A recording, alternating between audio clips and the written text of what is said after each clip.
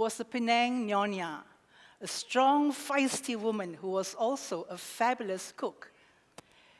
When she was in the late 60s, she had to undergo 3 operations because she had to fight a rare form of biliary cancer. In the last 6 months of her life, she called me often to her bedside. Kim Lai, Jie Peng, come and sit here beside me, bring your notebook. She called me to her bedside not to complain of her pain or suffering. She called me because she wanted to pass on her recipes. All her favorite recipes, all the family favorites, her divine asam laksa, her otak-otak, her koi pai tea recipe. I could sense her urgency, her desire to pass on something which was precious to her. Although she knew she was dying, what was precious to her need not have to die with her.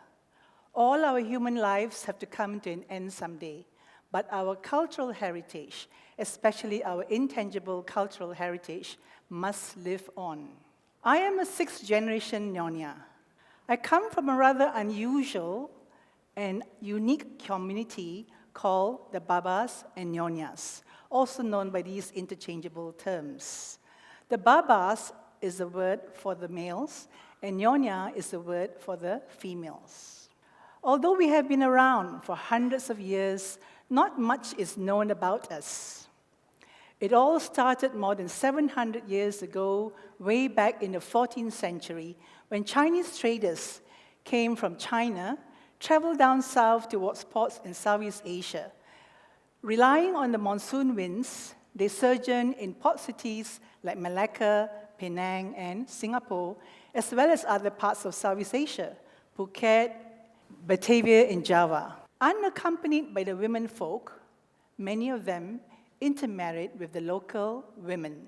It was from these cross-cultural encounters, these interesting cross-cultural liaisons, that slowly, gradually, a community called the Babas and Nyonyas emerged, along with a very fascinating fusion syncretic culture, with a mix from Chinese, Malay, Javanese, Batak, Balinese, Indian, Thai, Burmese, and even elements from European cultures. The Portuguese conquered Malacca, followed by the Dutch, and then the British. Here's a photograph from a family album of a Baba wedding.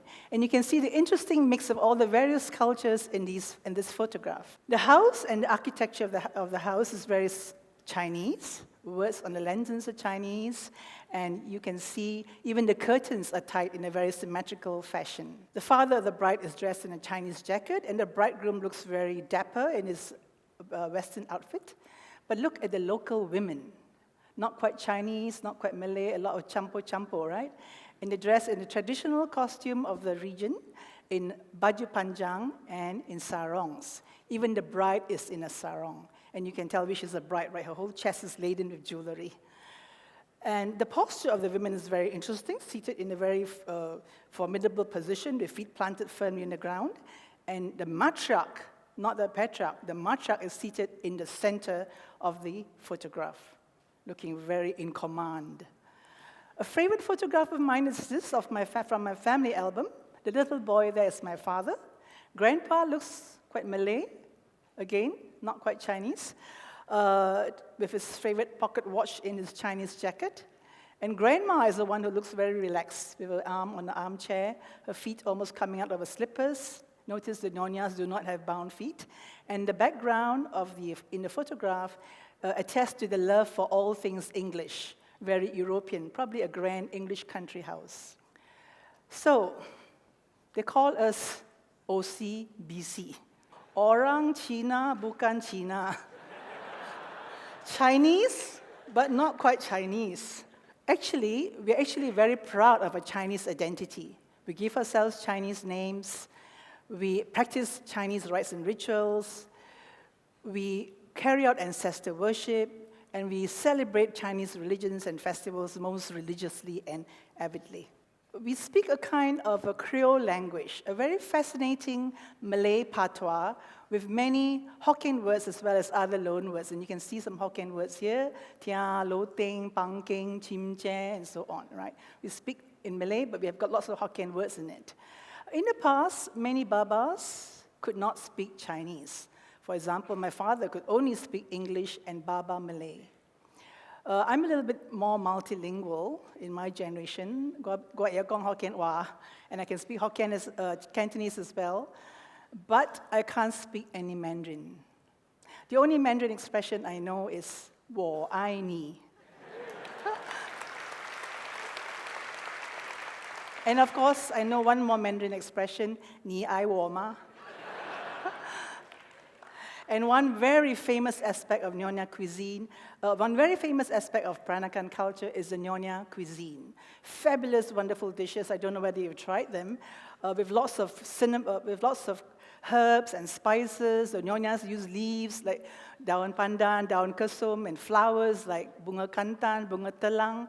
And it's a wonderful mix of Western, Malay, Chinese, Indian, Portuguese mixtures and techniques in the cuisine. You can see some dishes here, otak-otak, and roti babi shows that they love their pork dishes, and also dishes like sek bak, hong bak. So we've got Chinese names, English names, and also a mix of languages, for example, chinchaluk omelette or itik tim. And I too love cooking. I learned how to cook from my mother. You see a photograph of a delicious prawn egg salad, and trust the Nyonyas. For the dressing, they don't use olive oil. My mother has a recipe where she uses santan and sambal belacan. Can you imagine sambal belacan dressing? I grew up in a Peranakan household. I grew up in an antique pre-war house in the heart of Kuala Lumpur. And my mother comes from Air Itam in Penang. So I've got links to the Penang Peranakan community. You'll see her here in a beautiful white kebaya and a lovely sarong. But unfortunately, the sarongs are no more in our possession because when we cremated my mother, we put in all the sarongs into the coffin. So sadly, those beautiful vintage sarongs are not in our possession anymore. And it's very hard to get these beautiful batik tulis sarongs nowadays. And my father is a Baba from Malacca. You see him here, looking very handsome, standing in front of his hillman. So as I grew older, one by one, family members passed away. And there were many stories in my family which I realized were very, very precious.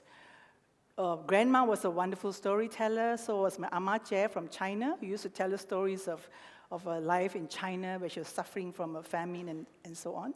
And mother, too, was a wonderful storyteller. So as I grew older, I was concerned, where are our stories? All too often, we need to capture our lives and our lifestyles in stories. And stories are a wonderful expression of a shared memories and diversity. So I have been putting short stories into fiction. Over the past 8 years, I've been writing short stories. And the first collection of short stories, I decided to name it after the kebaya, the beautiful blouse of the Nyonyas. And this, you can see, is a lovely white kebaya which belonged to my grandmother. It's called a kebaya rendah. And if you look at the lace, usually the Nyonyas like butterflies, bees, and flowers. But if you look at this lace motif here, what do you see? It's a picture of a biker with gloves, leather boots, even a crash helmet. So very unusual, a biker sarong, 80 years old. And also the Nyonyas love jewelry. They love color, ornateness, delicate things, and usually they would never wear sarong kebaya by itself, but always with jewelry. And they love motifs like flowers, butterflies, bees, as well as roses, lilies, and gorgeous karosangs. The kebaya was held together with a krosang, which is 3 brooches linked with a gold chain. After Sarong Secrets, I decided to write another collection called, after Kebaya Tales, I decided to write another collection called Sarong Secrets. And this time it was named after the sarong. And the Nyonyas loved, again, colorful sarongs. Because they were not bound by any religious taboos, it was not a problem to have animal motifs in the sarongs. So we could have motifs of fishes, for example, which is a symbol of prosperity, butterflies, which is a symbol of love and longevity. And the third collection of stories, I decided to call it after the beautiful manik shoes of the Nyonyas. You can't imagine a Nyonya wearing a sarong kebaya with black leather shoes, right? So they had to have colorful shoes again.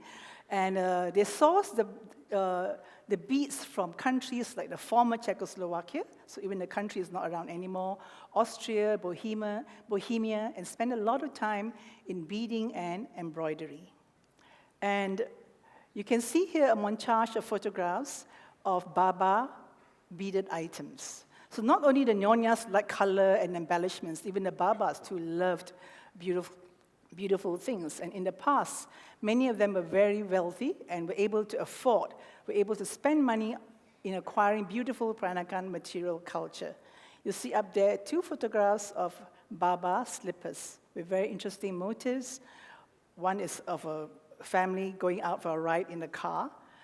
Below, a beautiful beaded belt with a stack motif, as well as a lovely collar of a wedding attendant.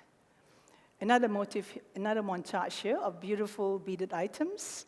The Nyonyas in the past were not encouraged to become too highly educated. They had to spend time in the home to learn how to be good homemakers, and therefore they had all the time to indulge in very intricate pastimes. We even had cherub cases, pocket watch cases, and even a beaded cover for a magnifying glass, the photograph on your right. I decided, why not write all these wonderful stories? And while it was my wish to entertain, to inform, to educate, to provoke people to laugh or to cry, I did not expect my stories to help people to find their lost identities.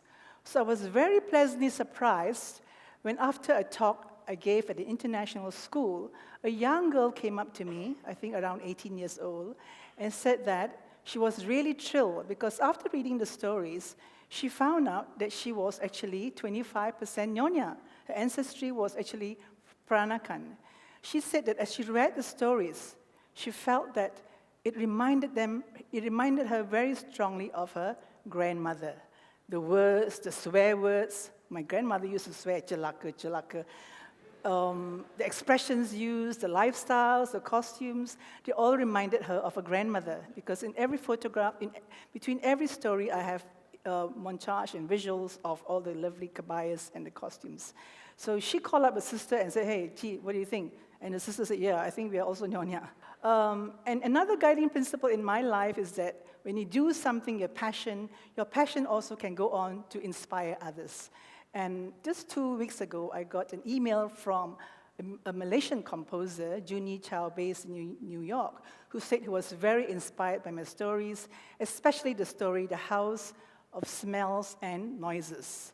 He was tasked to write a musical composition which had to be based on Asian stories. And so he wrote a beautiful piece inspired by The House of Smells and Noises. And that story in itself was inspired by my own mother's passion for cooking. All the wonderful smells that came out of the kitchen, the smell of sambal belacan being toasted, the smell of a wonderful tangy tamarind curry, and inspiration further begets inspiration. So we all have our unique stories. We all have our roots. We all have a cultural identity. But all too often, our Asian sense of modesty works against us. We feel that, no, we're not interesting, my stories are not good enough. But actually, we all have a wealth of a cultural heritage. Do you know your stories? Have you talked to your parents? Have you listened, really listened to the stories of your parents or your grandparents? Do you know who your great-grandparents are? I just found out in May this year that my great-grandmother was a Siamese lady. So the world, faced with globalization and mass communication, yearns for fresh ideas and new perspectives. Homogeneity is boring. Look into your garden. Look into your backyard. Who knows, maybe right there, right under your very nose, could be wonderful ideas. Look into your stories. Who knows? Maybe you too could find something interesting that you could use to contribute to make our world a richer and more beautiful place. Thank you. 谢谢.